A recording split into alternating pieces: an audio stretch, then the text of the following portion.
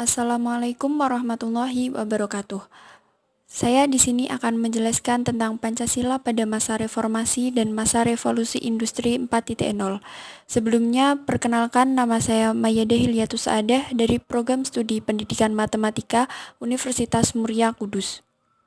Sebelum menginjak ke materi, sebaiknya kita mengetahui apa itu reformasi. Reformasi adalah suatu perubahan secara drastis untuk perbaikan dalam bidang sosial, politik, atau agama dalam suatu masyarakat atau negara. Materi yang akan dibahas kali ini adalah kurun waktu di masa reformasi, ciri-ciri era reformasi, kelebihan, kekurangan, dan solusinya. Waktu era reformasi. Pelaksanaan demokrasi pada masa reformasi dimulai sejak 21 Mei 1998 hingga saat ini. Munculnya era reformasi disebabkan oleh krisis ekonomi dan politik di Asia, ketidakpuasan masyarakat Indonesia terhadap pemerintahan Soeharto, dan adanya para demonstran yang menginginkan diadakannya reformasi total. Peristiwa Trisakti yang menyebabkan Presiden Soeharto mengundurkan diri dari jabatannya. Ciri-ciri era reformasi. Yang pertama, mengutamakan musyawarah mufakat. Yang kedua, mengutamakan kepentingan bangsa, negara, dan masyarakat. Selanjutnya, penghormatan kepada beragam asas, ciri, aspirasi, dan program parpol yang memiliki partai. Selanjutnya, selalu diliputi semangat kekeluargaan. Adanya rasa tanggung jawab dalam melaksanakan hasil keputusan musyawarah. Keputusan dapat dipertanggungjawabkan secara moral kepada Tuhan Yang Maha Esa berdasarkan nilai-nilai kebenaran dan keadilan. Kelebihan era reformasi. Yang pertama, berhasil menata kehidupan ketatanegaraan dengan amandemen Undang-Undang Dasar 1945. Yang kedua, kebebasan berpendapat dan berbicara mulai berjalan. Yang terakhir, terbukanya pintu informasi yang terbuka lebar sehingga banyak manfaat yang mudah didapat dan lebih mudah diterapkan dalam masyarakat. Selanjutnya, kekurangan dan solusi di era reformasi. Yang pertama, kekurangan iklim politik yang rusuh karena banyak masyarakat yang belum paham makna dari demokrasi. Solusinya, kita sebagai masyarakat harus memahami secara sungguh-sungguh makna demokrasi di Indonesia, yaitu demokrasi yang digunakan untuk mencapai tujuan bangsa dan hukum. Kekurangan yang kedua, masih adanya diskriminasi dalam mengambil keputusan. Solusinya, dalam Undang-Undang Dasar 1945 pasal 28E ayat 3 yang berbunyi, setiap orang berhak atas kebebasan berserikat, berkumpul, dan mengeluarkan pendapat. Kekurangan selanjutnya yakni meningkatnya kerusuhan dalam masyarakat yang disebabkan karena pemerintahan pasca reformasi masih belum mampu melaksanakan undang-undang sebagaimana mestinya, sehingga belum dapat mengangkat kehidupan bangsa dalam berbagai aspek.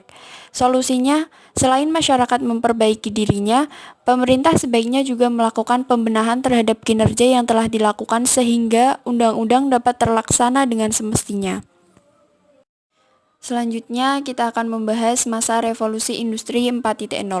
Revolusi industri secara simpel artinya adalah perubahan besar dan radikal terhadap cara manusia memproduksi barang. Perubahan besar ini tercatat sudah terjadi 3 kali dan saat ini kita sedang mengalami revolusi industri yang keempat. Setiap perubahan besar ini selalu diikuti oleh perubahan besar dalam bidang ekonomi, politik, bahkan militer dan budaya. Sudah pasti ada jutaan pekerjaan lama menghilang dan jutaan pekerjaan baru yang muncul. Revolusi industri 4.0 sekilas memberikan kemudahan dalam berbagai hal. Namun demikian, di balik berbagai kemudahan tersebut terdapat dampak negatif yang berpotensi menggerus ketahanan nasional. Selanjutnya, ciri-ciri revolusi industri keempat. Yang pertama, era revolusi industri keempat, teknologi berkembang demikian cepat sehingga memungkinkan terciptanya inovasi-inovasi baru yang penyebarannya jauh lebih cepat. Yang kedua, teknologi yang berkembang pesat menciptakan platform yang mampu mengintegrasikan beberapa bidang ilmu sehingga memungkinkan proses produksi berjalan lebih efektif dan efisien dengan biaya produksi yang lebih rendah dan produktivitas lebih tinggi. Yang ketiga, revolusi industri keempat terjadi secara global sehingga berpengaruh terhadap pertumbuhan dan perkembangan industri di hampir seluruh negara di dunia. Keunggulan revolusi industri keempat. Yang pertama, revolusi industri keempat mempunyai potensi memberdayakan individu dan masyarakat, menciptakan peluang baru bagi ekonomi, sosial, maupun pengembangan diri pribadi. Yang kedua, mempermudah pekerjaan manusia, terutama dalam kegiatan perindustrian. Yang ketiga, data dan fasilitas produksi yang terhubung ke cloud computing juga menjamin keamanan data yang lebih baik, tertata, dan ringkas. Yang keempat, kemungkinan terjadinya human error berkurang karena komputer yang menjadi kontrol bisa menghasilkan pekerjaan yang konsisten. Selain itu, hasil untuk banyak bisnis bisa meningkatkan pendapatan pangsa pasar dan keuntungan. Besar kemungkinan sistem yang digunakan akan lebih canggih, semua dapat dikontrol dan dikendalikan secara real time. Selanjutnya, kekurangan revolusi industri keempat.